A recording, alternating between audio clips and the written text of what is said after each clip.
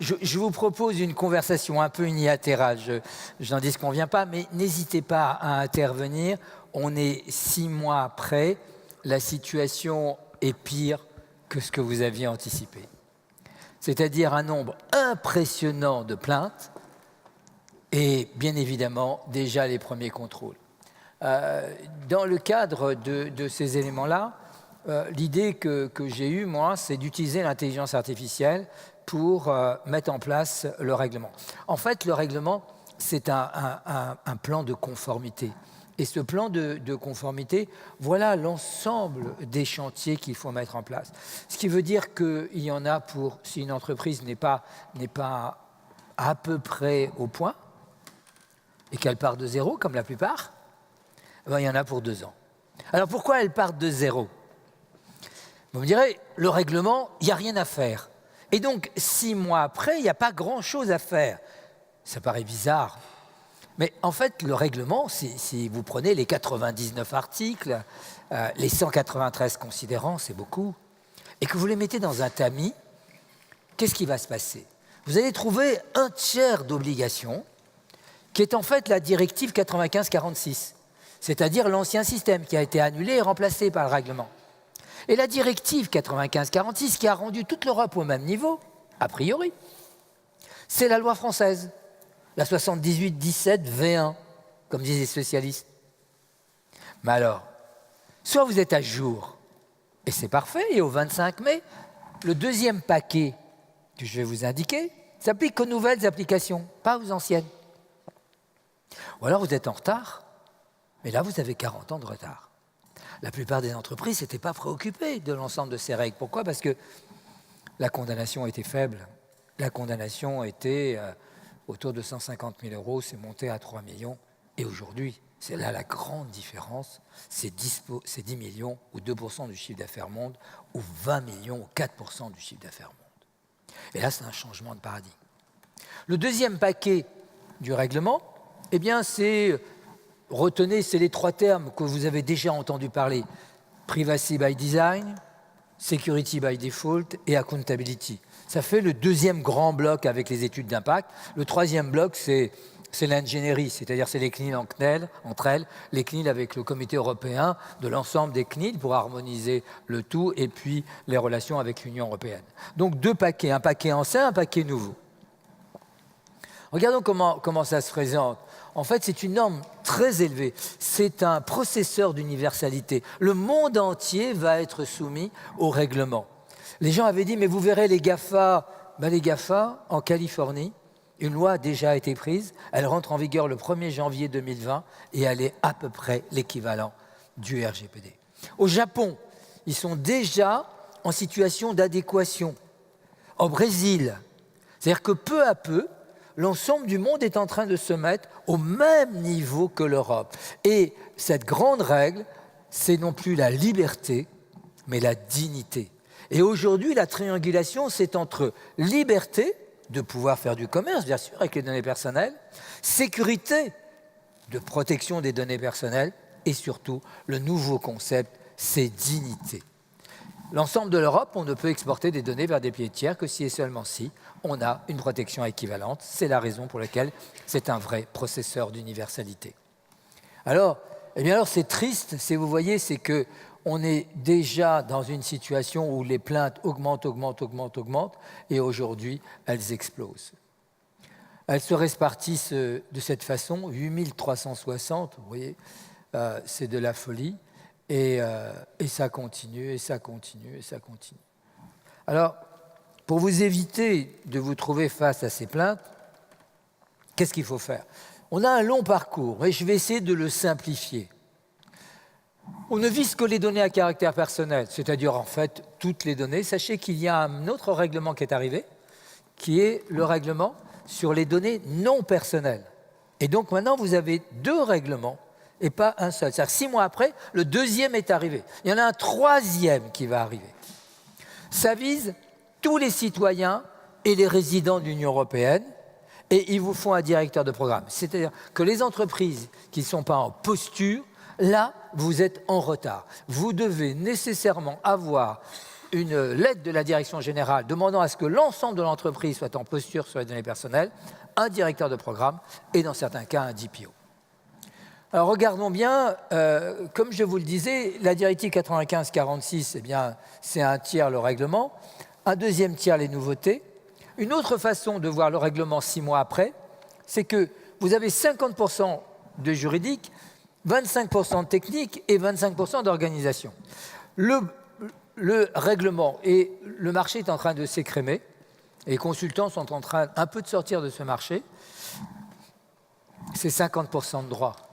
Ainsi, par exemple, la privacy by design, dont on entend énormément parler, n'existe pas. C'est un concept qui n'existe pas dans le règlement. On n'entend parler que de ça, mais ça n'existe pas. De toute façon, le mot privacy n'est pas dans le règlement. Enfin, ce n'est pas tout à fait vrai, il y est. Il y est à l'article 99 sur la Full Note numéro 18 à propos du projet de e-privacy qui n'est pas entré en vigueur. Il y avait un autre projet qui devait arriver en même temps, mais il n'est pas. Donc la partie privacy n'a rien à voir avec le règlement. Elle reste sous l'ancien régime, l'ancienne directive de 1258.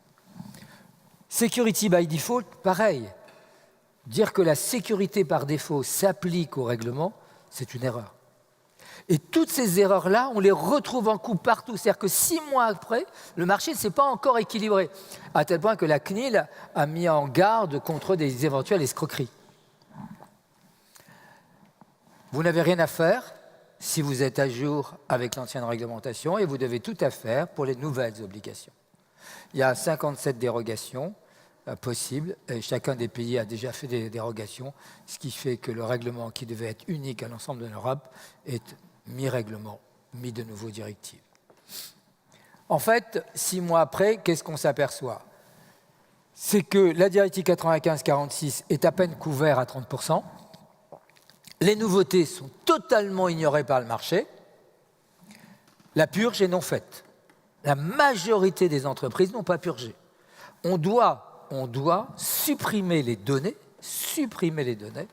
à partir d'une certaine période. Pourquoi? Parce que le système, c'est l'anonymat. L'exception, c'est les données à caractère personnel. Donc vous devez purger. Exemple de purge, vous devez obligatoirement, si vous avez fait un recrutement dans un délai de 2 ans à compter de la signification à la personne que vous ne le prenez pas, vous devez purger. C'est-à-dire que vous devez lui laisser le droit de revenir, lui donner une nouvelle chance. C'est ça que ça veut dire derrière. Derrière la purge, c'est le droit de revenir. Pour un salarié, c'est 5 ans à compter de son départ. Pour un client moyen, c'est 3 ou 4 ans. Donc la purge, 6 mois après, la plupart des entreprises sont dans l'illégalité. Je vais vous dire, moi qui en fais beaucoup, j'en ai rarement vu qui sont à jour des purges. Elles ont des sauvegardes, mais elles n'ont pas purgé. Et ce qui est important, c'est de comprendre qu'on est dans un plan de conformité. Quelle différence y a-t-il entre un plan de conformité et un plan de légalité? Un plan de légalité, c'est tout ou rien. Collecte déloyale.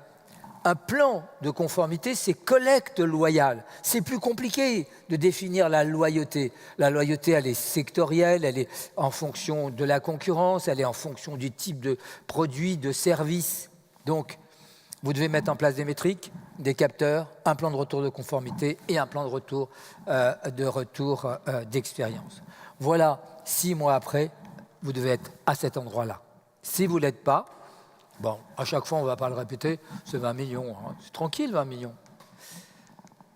Alors, regardons vite de quoi parle-t-on pour qu'on ne confonde pas. En bas, on n'arrive pas à lire, c'est dommage, c'est pas très grave. C'est le traité de l'Union européenne, plus le traité de fonctionnement de l'Union européenne, plus la Charte des droits fondamentaux. Retenez qu'une seule chose à ce niveau-là, 6 mois après. Est-ce que vous agissez avec les données avec dignité? Le mot-clé, c'est dignité. Vous avez le règlement qu'on va voir. Attention, vous avez la loi 78-17 qui s'applique aussi au-dessus. Des certificats, des labels et des certificats CNIL. Voilà où on en est sur l'ensemble des données manuelles et non manuelles.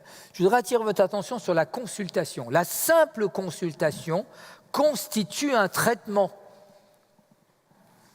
C'est vraiment très important de comprendre ça. Et le big data, il est déjà à l'intérieur. C'est-à-dire que le règlement, il gère les données à caractère personnel, mais aussi les algorithmes et donc l'intelligence artificielle. Toute l'intelligence artificielle qui gère des données à caractère personnel est soumise à un règlement. Il y a une règle sur les algorithmes, l'utilisation des algorithmes, le droit à la compréhension des algorithmes et bien évidemment les données mises en œuvre par ces algorithmes. Le lac de données est en structuration, les traitements sont visés notamment aux articles 20 et suivants.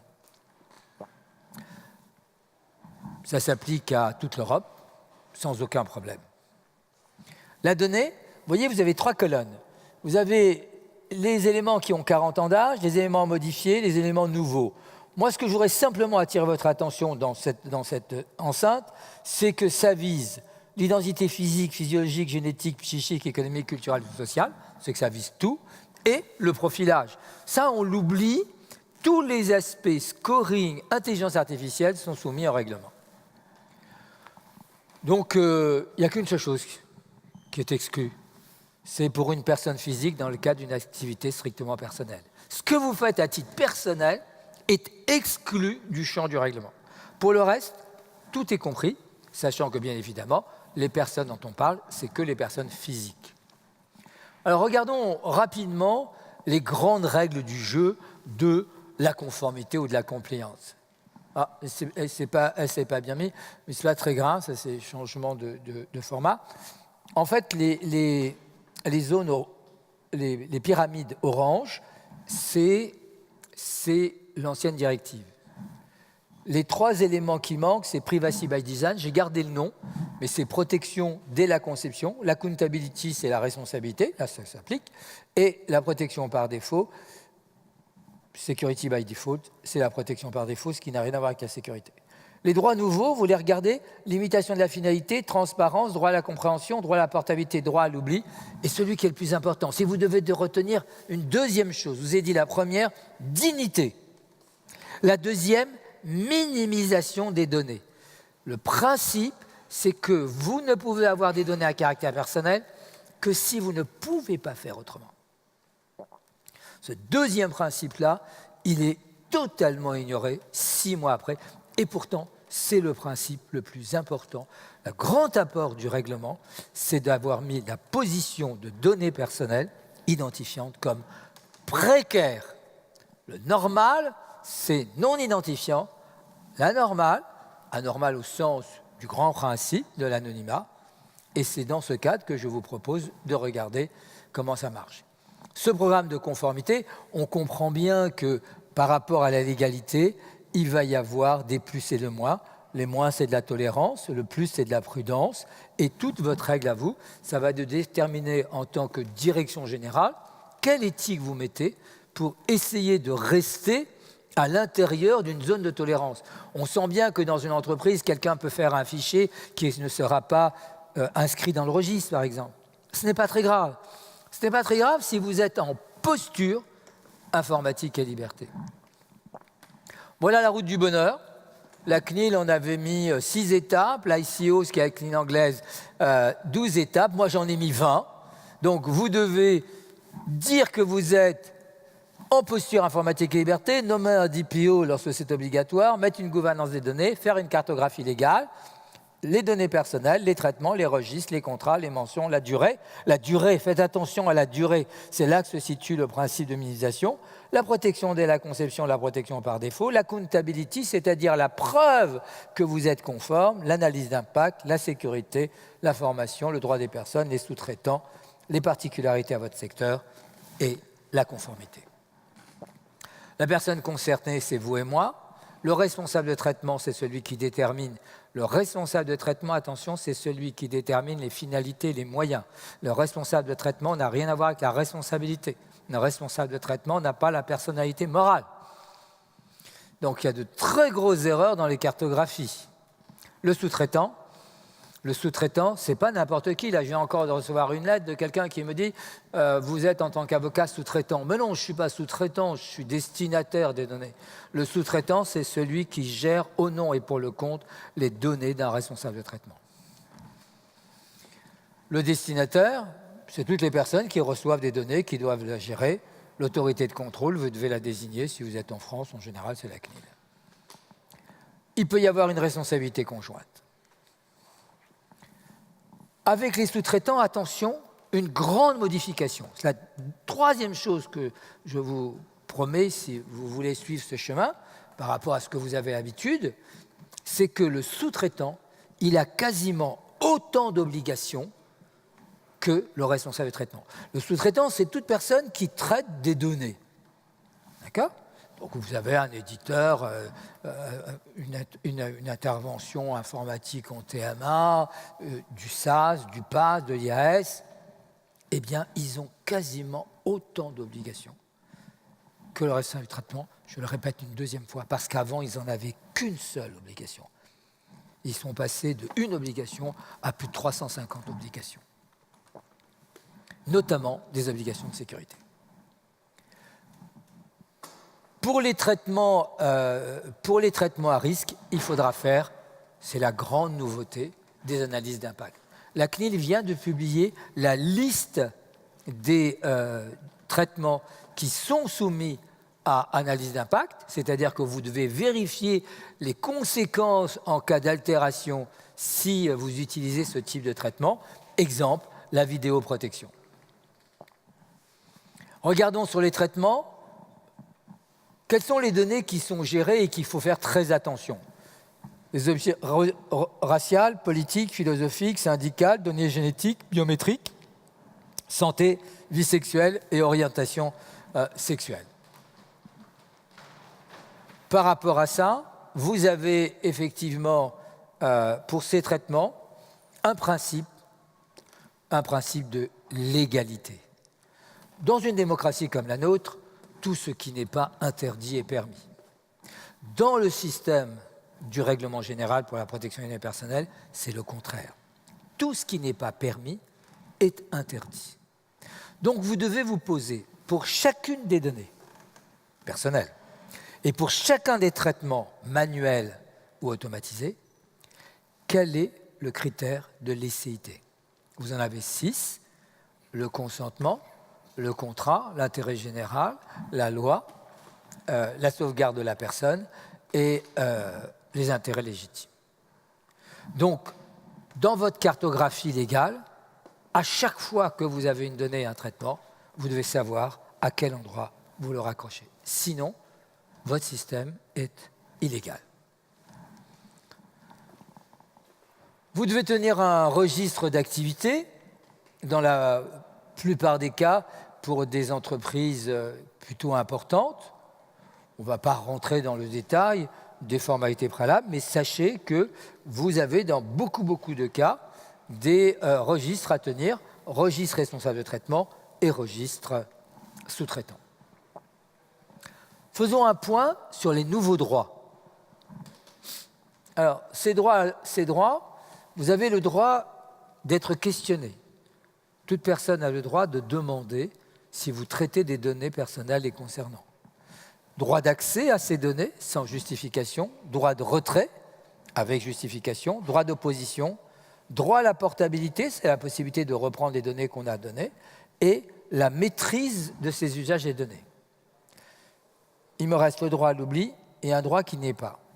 Un des éléments importants, c'est qu'il n'y a pas de droit de propriété sur les données en Europe. Le règlement ne traite pas de la propriété des données.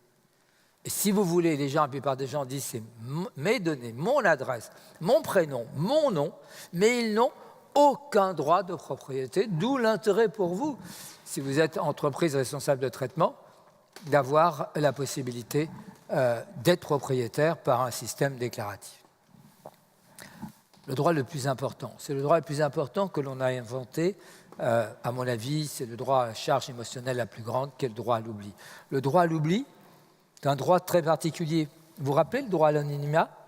Il procède de ce grand courant qui fait que chacun d'entre nous ne doit pas porter son nom et son prénom ou son identification visible de tout le monde. C'est ce droit à l'anonymat. Le droit à l'oubli, c'est en fait une triangulation entre 3 droits à combiner, d'où compliqué pour l'entreprise, mais nécessaire pour la protection d'individus. C'est Premier élément du triangle, c'est le droit à l'histoire. En anglais, ça se dit « the right to know », le droit de savoir. Le droit pour les générations futures de connaître le passé pour peut-être ne pas refaire les mêmes erreurs. Et puis il y a un deuxième droit très important, c'est le devoir de mémoire par rapport aux victimes. Elie Wiesel a eu cette phrase magnifique, « le bourreau tue toujours 2 fois la seconde par l'oubli ». Mais entre le droit à l'histoire et le devoir de mémoire, il y a un autre droit tout aussi important. C'est dans Nuit d'octobre, Musset, qui dit « à défaut ».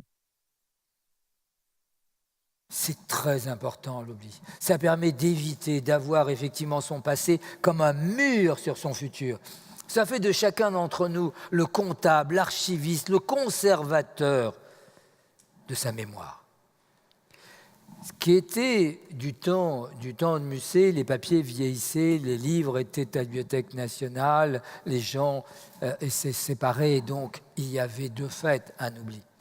Avec aujourd'hui les grandes marmites de l'Internet dans lesquelles des moteurs comme Google fait ressortir l'ensemble de l'histoire, et il y a un risque d'être confronté à son passé, passé que l'on veut oublier, passé qui peut-être, dans certains cas, pas tous, doit être pardonné.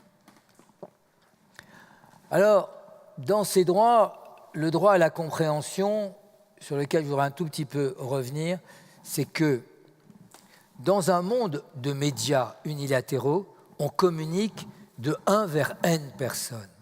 Alors que sur l'Internet, on peut communiquer de N à N.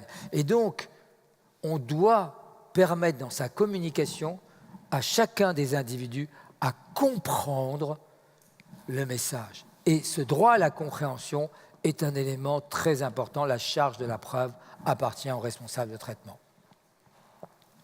Le droit à l'information a été énormément renforcé. Impossible de mettre maintenant des informations cachées en petit à travers un nombre impressionnant d'écrans. Il y a tous ces droits-là, l'identité de la personne concernée, la finalité, l'intérêt légitime, les destinataires, le droit de se retirer dans les mêmes conditions qu'on a obtenu le consentement, l'ensemble des droits, le transfert à l'extérieur de l'Union européenne, la durée de conservation. Vous voyez, comme ça, elle revient tout le temps. La durée de conservation, il faut lui indiquer qu'il a le droit de porter plainte contre vous devant l'autorité de contrôle. Il faut bien évidemment ne pas lier ça à des conséquences contractuelles. Et s'il y a effectivement un scoring, il faut lui donner les moyens de comprendre le score, le moyen de comprendre l'algorithmie pour lesquels il peut avoir été discriminé ou non.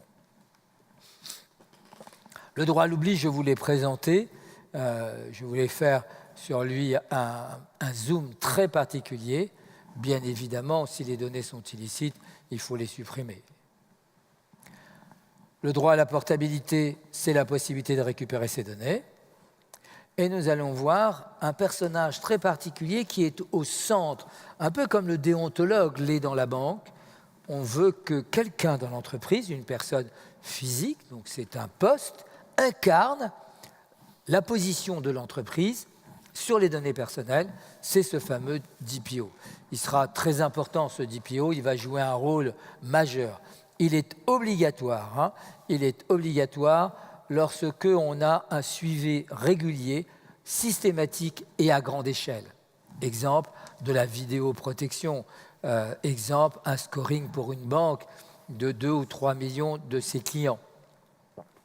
C'est le cas aussi pour les organismes publics, et c'est le cas lorsqu'on gère des grandes quantités de données qu'on va appeler particulières. C'est celles dont on a fait, rappelez-vous, le cercle, origine raciale, religieuse, politique, syndicale, biométrie, génétique, santé, sexuelle et orientation sexuelle. Dans tous ces cas-là, le DPO est obligatoire. Pour les autres cas, c'est possible aussi de désigner un DPO, et je vous le conseille, car c'est un des éléments d'atténuation en cas de manquement important à vos obligations de conformité. Donc, vous pouvez le faire de type optionnel. C'est quelqu'un qui peut être dans l'entreprise ou à l'extérieur de l'entreprise. Moi-même, je suis DPO.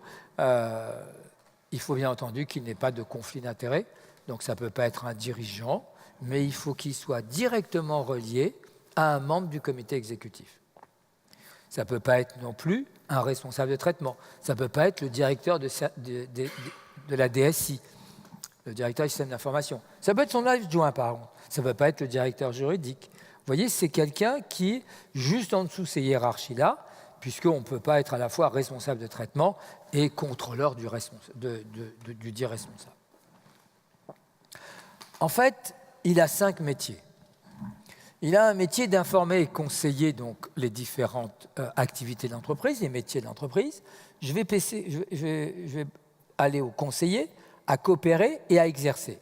La grande nouveauté, c'est contrôler. C'est lui qui a en charge que l'ensemble des métiers respectent bien les dispositions. Alors, en position interne, c'est quelqu'un qui est directement lié à un responsable de traitement.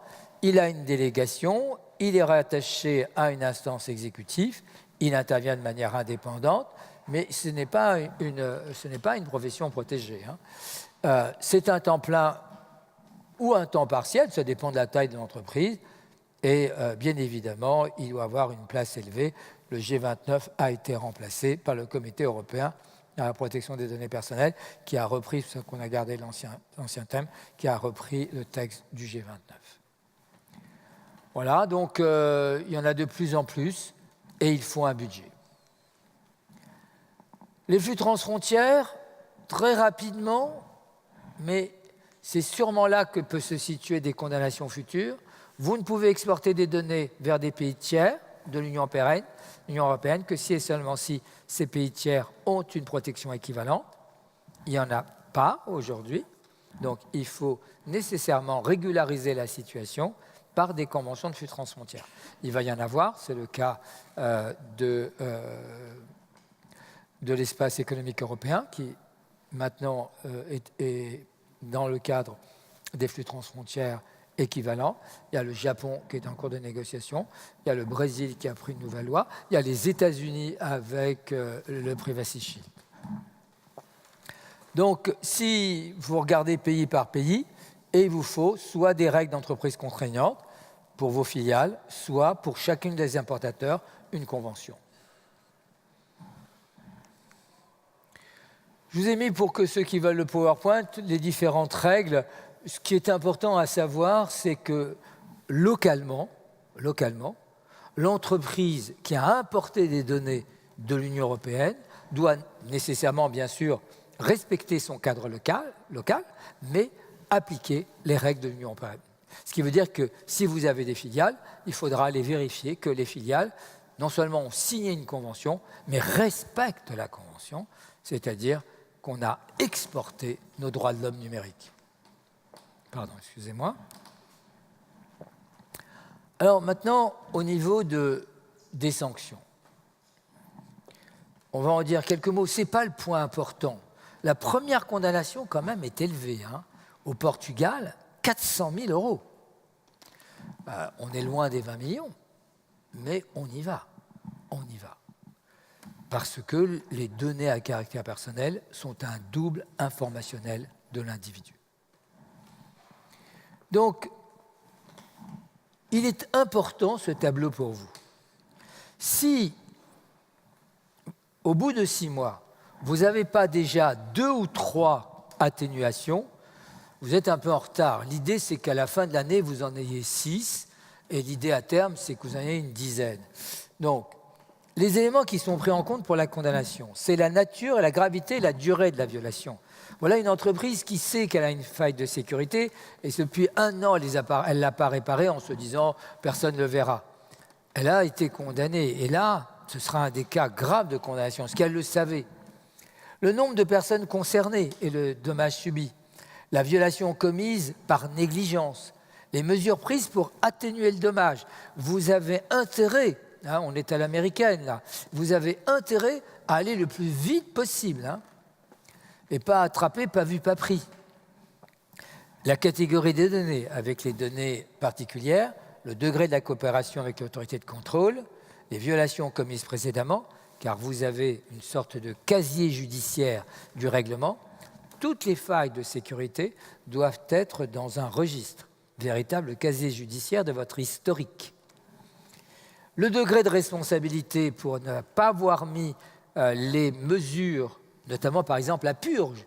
Il est clair que si vous avez 15 ou 20 millions d'adresses qui partent tout simplement parce que vous n'avez pas purgé, vous avez une négligence et vous avez bien entendu un déficit des mesures organisationnelles.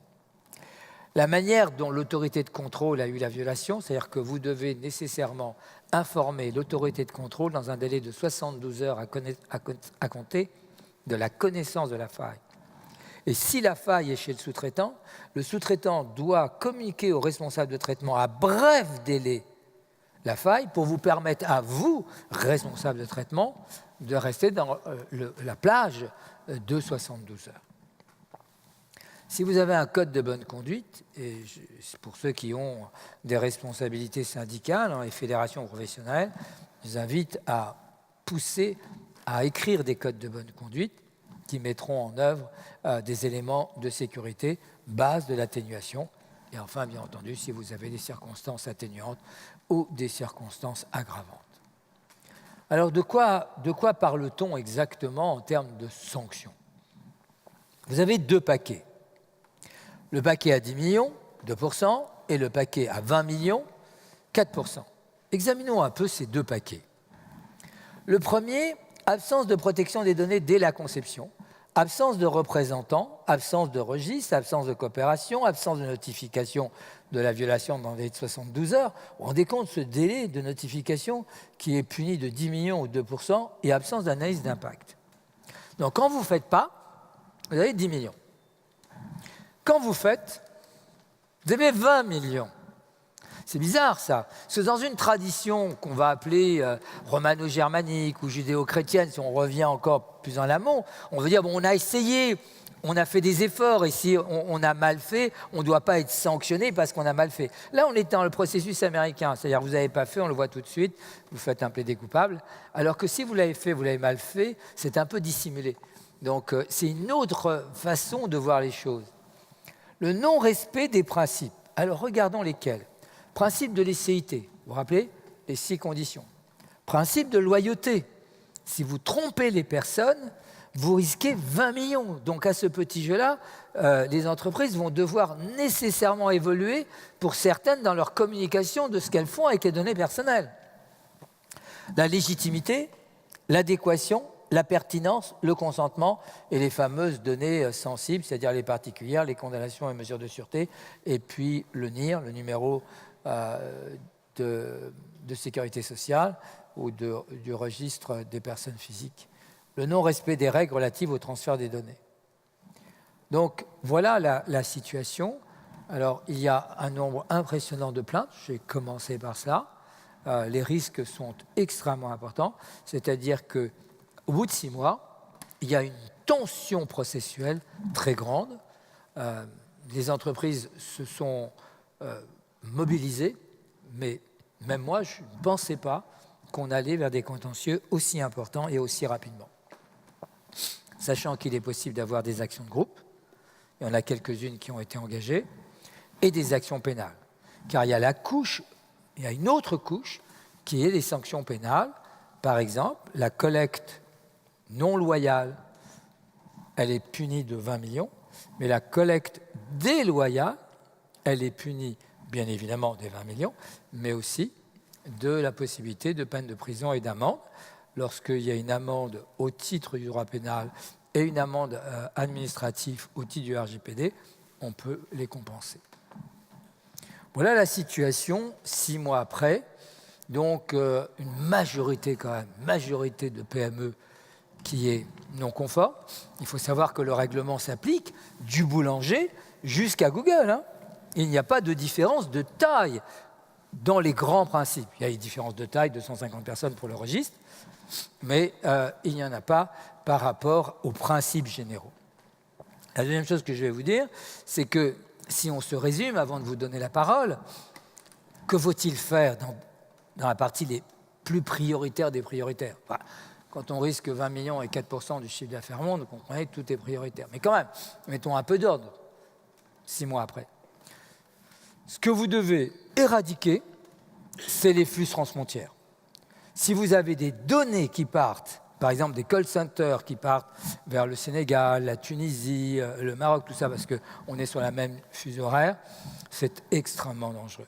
Si vous envoyez des fichiers de ressources humaines dans vos filiales sans avoir des binding corporate rules, c'est-à-dire des règles d'entreprise contraignantes qui disent que la filiale respecte l'Union européenne, bien qu'elle soit au Japon ou en Chine, c'est dangereux. Donc, premier élément, les flux transfrontières.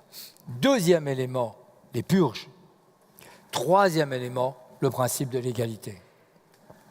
Et tout ça, si vous devez retenir que la musique de ma présentation, gardez le terme dignité. Il vous permettra de conduire dans vos entreprises des données personnelles éthiques by design. Merci.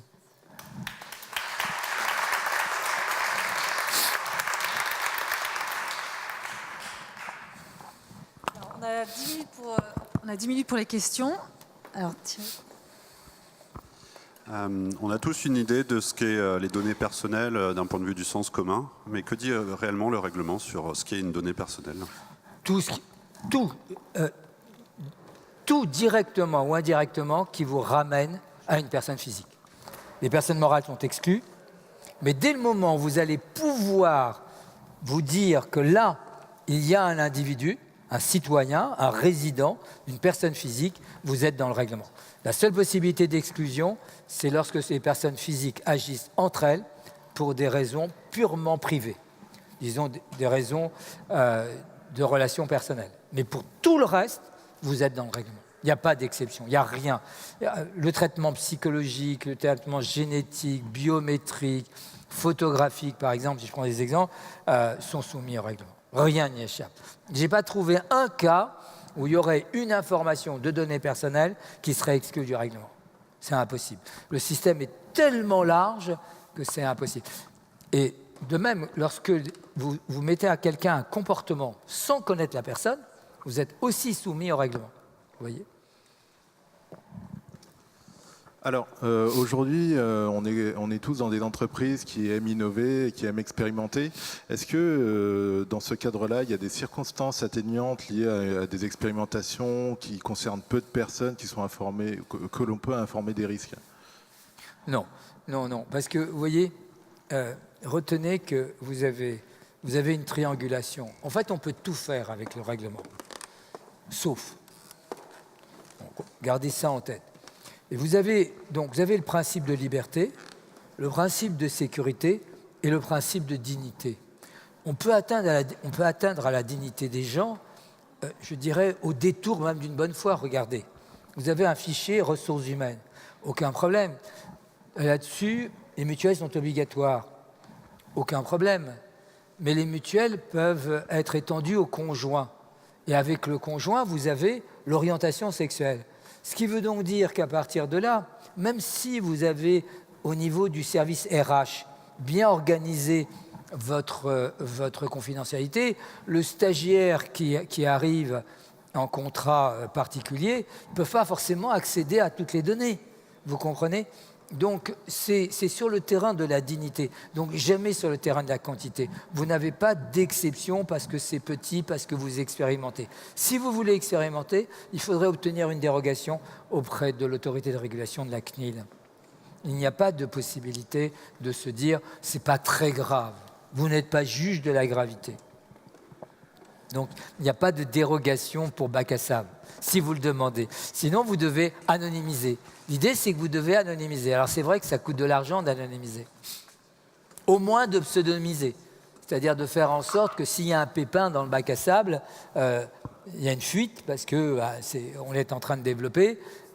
Les gens, avec leurs données, ne se retrouvent pas sur le dark web, par exemple. Bonjour. Mehdi Soa, Louvre-Hôtel Group. Dans le monde du digital, aujourd'hui, en fin de compte, c'est facile de récupérer le consentement du client, et ainsi de suite, parce qu'on lui délègue la saisie ou pas de ce consentement-là. Mais dans le monde offline, donc dans un hôtel, dans une boutique, Comment on peut prouver que le client a accepté qu'on traite sa donnée, en fait? Dans le monde, vous avez raison, hein, d'abord les deux mondes sont très proches maintenant. Mais dans le monde physique, il vous faut recueillir le consentement, par exemple en lui faisant remplir un petit carton informationnel. Et il faudra garder le petit carton informationnel. Vous ne pouvez pas le prendre en photo, parce qu'il a un droit à l'anonymat. Hein? Il faut savoir que quand vous êtes dehors, vous êtes en anonymat. Hein? Vous êtes en position publique que uniquement quand vous manifestez. Ce n'est pas parce que c'est visible que c'est public. Donc, dans les magasins, il faut faire remplir un petit coupon.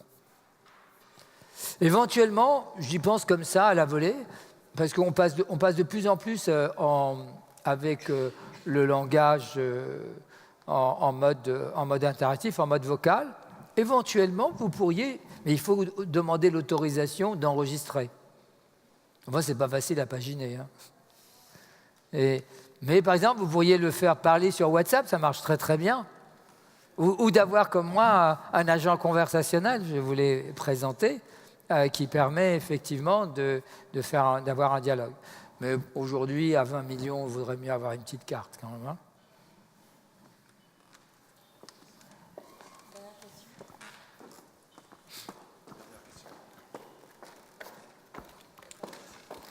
Par souci d'efficacité commerciale, aujourd'hui, les entreprises sont amenées à récolter un maximum de données pour profiler.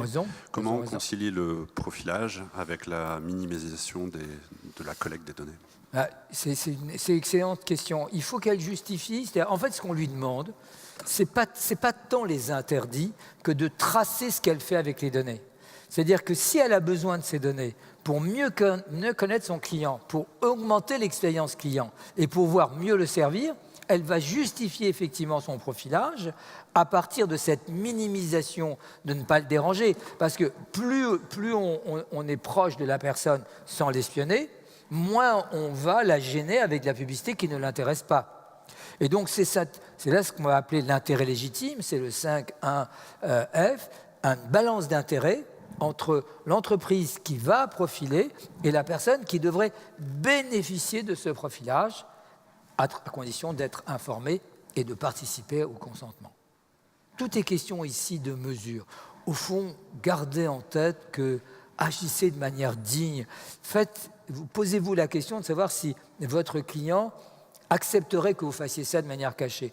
En général, il vous donne ces données à condition qu'il ait un retour de gain qui lui soit donné. N'oubliez pas aussi que la plupart de vos clients pensent qu'ils sont propriétaires de leurs données, et tel n'est pas le cas. Ce qui fait que ça crée un choc émotionnel quand la plupart des gens disent « mais vous avez vendu mes données », comme si on avait vendu leurs organes, mais on n'a pas vendu leurs données. Et je veux dire, ils les ont toujours gardées, leurs données. Mais ils ont cette notion de propriété qui, quelque part, en termes d'acceptabilité sociale, crée une difficulté. D'où l'intérêt d'augmenter ce droit à la compréhension. La loi brésilienne est intéressante pour ça, parce que moi, je défends l'idée que chacun d'entre nous est propriétaire de ces données et qu'on devrait reconnaître un droit à la propriété des données à la personne physique. La loi brésilienne parle de propriétaire des données personnelles, ce qui est une grande avancée, à mon avis, mondiale, et ça devrait être irréversible. Et à ce moment-là, on aura bien non pas un mécanisme de don, je vous donne mes données, vous me donnez des avantages, mais on rentrera dans un mécanisme d'échange entre les données à caractère personnel des individus et les services qu'ils pourront en retirer dans un intérêt légitime où chacun ne se retrouvera pas asymétrique sur la valeur. À bientôt, bonne chance.